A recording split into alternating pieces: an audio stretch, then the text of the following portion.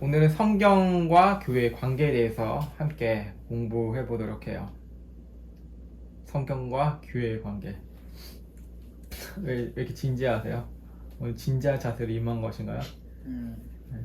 잘 진지하고 마음은 가볍게 우리 함께 해보도록 합시다. 교회에 이제 모이잖아요. 모여요. 모이면 우리 마음에 있는 중심이 있잖아요. 어떠한 중심으로 교회에 나와서 예배를 드리죠? 예수님을 만난다는 중심. 정말요? 너무 뜨거운데요? 어때요? 무엇에 의지하면서 예배를 드려, 김유현 양? 예수님을 바라보면서 기도하지 않을까요? 예수님을 바라보면서 기도해요? 무슨 신학자들이에요? 어때요? 우리 나이 많으신? 말씀을 갈망하는 마음으로 예배를 드리겠죠. 되게 웃으면서 얘기하네. 잇몸이 다 보이는데요? 예수님은 우리가 어떻게 알 수가 있죠? 예수님에 대해서? 성령을 통해. 성경을 통해서 알 수가 있어요. 근데 사람들은 이제 교회 나오잖아요. 교회 나올 때 솔직히 교회 나온 목적이 좀 다양하지 않을까요? 예수님보다는 목사님의 설교가 좀 나한테 마음에 들어서 이 교회 정착해야겠다. 아니면 교회에 그런 프로그램들 있잖아요. 자녀를 양육하는 프로그램, 아니면 부부 학교, 이런 학교들 있고, 그리고 뭐 실버 학교, 아니 교회 밥이 맛있어서 이렇게 나올 수가 있잖아요. 근데 그런 마음을 가지고 하나님께 예배를 드리면 우리의 마음은 그 목적으로 향하지 않을까요? 그 뜻이 이루어지길 더 원하고, 내 자녀가 이제 중대한 시험에 앞두고 있어요. 물론 기도해야 되잖아요. 근데 시험의 연속이에요. 이 시험도 봐야 되고 또 저 시험도 봐야 되고, 하나님 앞에 나올 때 하나님, 내 자녀가 이 시험 통과하게 해주세요. 이 시험 통과해 주게 해주세요. 그럼 모든 나의 삶의 목적이 무엇이죠? 시험이죠.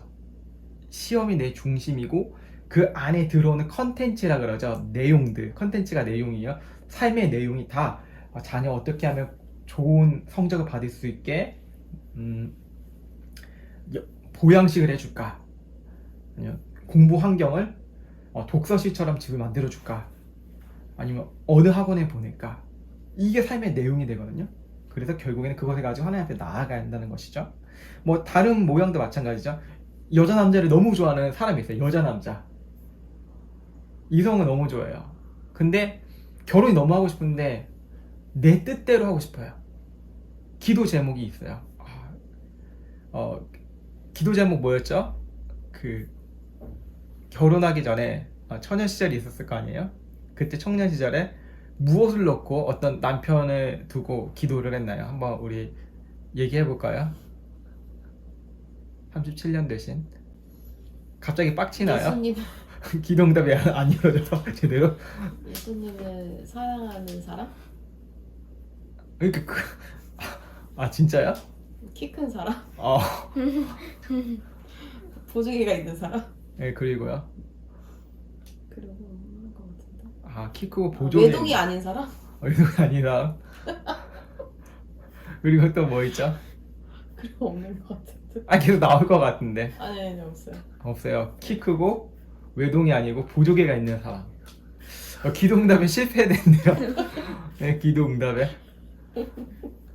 그것을 우리가 의지하고 기도하고 나아간다면 우리 어떤 마음의 이제 생각이 들까요? 여러분은 어떠세요? 그런 중심으로 하나님께 예배를 드리고 그런 중심으로 하나님께 나아간다면, 나의 뜻이 이루어지지 않으면 실망을 할 건가요? 무엇이 내 마음판에 기록되어 있고 새겨져 있냐가 인생에 너무 중요해요. 그래서 잠언의 말씀에서는 내 마음에 무엇이 새겨져 있냐, 내 마음에 하나님의 말씀을 새겨놓으라고 해요. 성경의 흐름을 보면 마음을 되게 중요시하는데, 그 마음에 내 말을 기억하라, 외워라, 상고하라. 계속 묵상하라, 이거 반복해서 읽어라, 이렇게 성경에서 기록되어 있거든요. 왜 성경을 이렇게 말씀하고 있는 것이냐면 하나님의 말씀은 성경이 기록되기 전부터 있다는 것을 확신해야 돼요. 무엇이라고요, 김유연 양? 그 성령이 있을 때부터 그 뭐야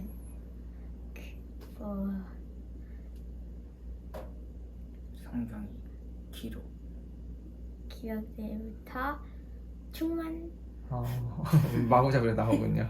그러니까 성경이 기록되기 전부터 하나님의 말씀은 존재했다는 거예요. 자, 이제 성경을 이렇게 하늘에서 뚝 떨어졌다 이렇게 생각하는 사람들은 초신자들 중에는 있어요. 근데 성경이 어떻게 만들어진 것은 여러분은 혹시 아시나요? 성경이 어떻게 해서 만들어졌나요? 그 관심 없나요? 사람들이 있어서. 사람들이 썼죠. 그렇다면 우리는 어떻게 생각해요? 사람들이 성경을 썼다고 하니까. 옛날 이야기. 옛날 이야기. 우리 생각해 볼게요. 하나님의 말씀은 사람들이 이렇게 기록되었다고 하지만 이제 선지자들이 기록했겠죠. 모세가 기록해서 모세오경이고, 그렇죠? 수많은 사람들이 기록해서 뭐 성경에 대해 역사에 대해서 비평학적으로 비평한다는 것은 쉽게 설명해서 그냥 좀 다시 인간적으로 한번 보자. 성경에 대해서 성경은 이사야가 썼을까? 아니야, 이사야 제자가 쓰지 않았을까? 모세가 안 썼어. 왜? 모세는 자기가 죽었다고 신명기에 써져 있는데 죽었다고 한 사람은 어떻게 신명기를 쓸 수가 있어? 그런 의심이 들지 않나요? 안 들어요? 모세가 썼다면서요. 기마일이라는 친구가 일기를 썼어요. 근데 그 일기에 기마일은 죽었다 이렇게 쓰여져 있어요. 그렇게 보면 기마일이 죽었다고 되어 있는데 다른 사람이 썼지 않았을까? 라고 생각해 볼 수 있잖아요. 그렇죠? 그런 질문이 안 들어요? 별로 대수롭지 않아요? 네. 저자가 죽었대요, 성경에서.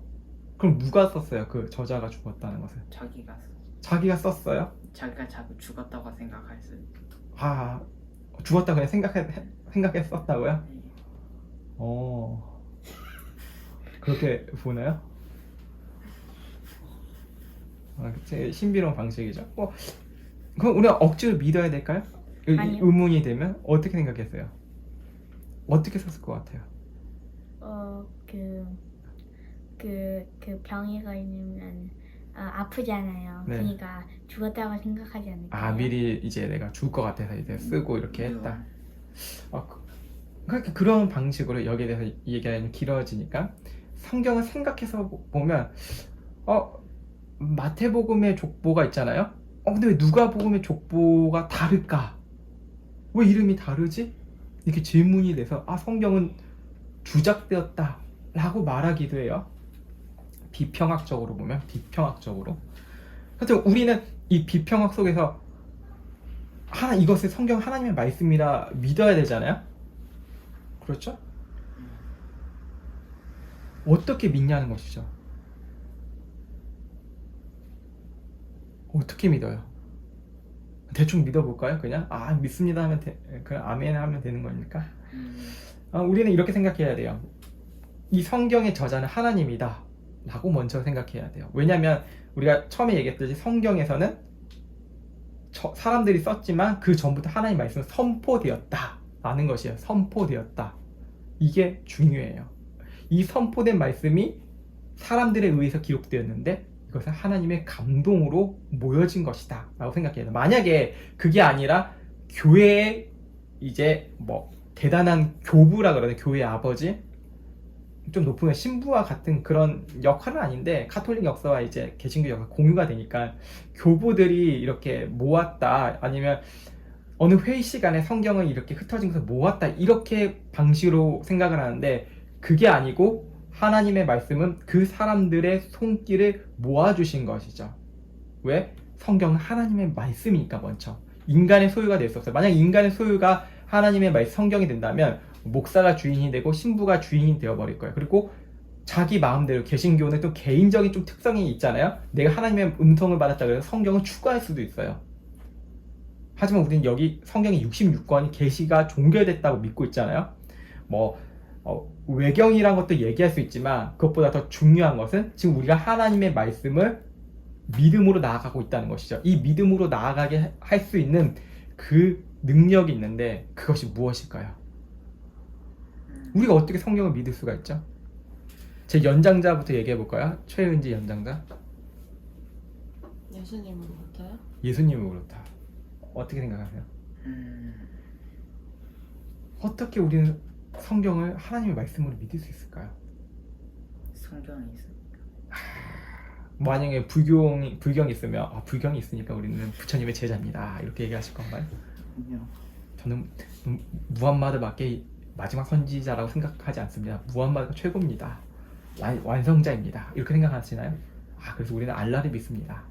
무함마드를 믿고 우리는 무슬림입니다. 이렇게 이야기하실 건가요? 무엇으로 우리 크리스찬들은 이야기할까요? 아니면 예수님을 안 믿는 사람들 성경을 한번 읽어봐요. 성경 좋네, 괜찮은 말씀. 근데 이해가 안 돼 라고 말을 하기도 해요. 우리가 어떻게 지금 것까지 이 성경 하나님의 말씀으로 믿을 수가 있냐는 것이죠. 전해주는 사람이 있어요. 전해주는 사람이 있으니까 그것도 뭐 중요하겠죠. 김유의 하품 방금 한 김유혜랑 얘기해보세요. 얘기하면 종료가 될 거예요. 오늘의 그 수업이. 어떤 거요? 이제 넘어가도록 하겠습니다. 하품에서. 자, 어떻게 다시 한번 얘기해보세요. 예수님이라고 했잖아요. 또 다른 이야기가 있나요? 성령이. 성령의 능력으로 이렇게 우리가 하나님의 말씀을, 성경을 하나님의 말씀이라 믿을 수가 있다는 것입니다.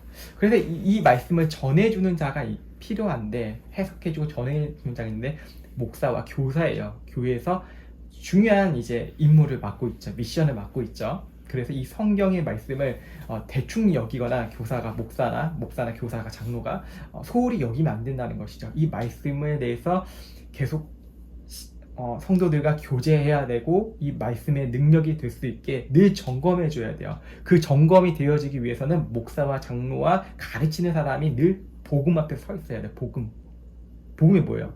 중국집에 있을 때 볶음밥? 말씀이죠. 이 하나님의 말씀, 이 복음은 우리가 아무것도 할 수 없으나 하나님은 하실 수 있는 그 능력의 말씀을 생각해 보자는 것이죠. 그 믿음으로 살아가시게 예수 그리스도 이름으로 축복합니다. 아멘. 기도하고 마치겠습니다. 아예리. 하나님, 저희가 자신의 멋대로 살지 말고 성경에 따라 살게 도와주시고 복음을 전하는 사람이 될 수 있도록 도와주세요. 예수님의 이름으로 기도드렸습니다.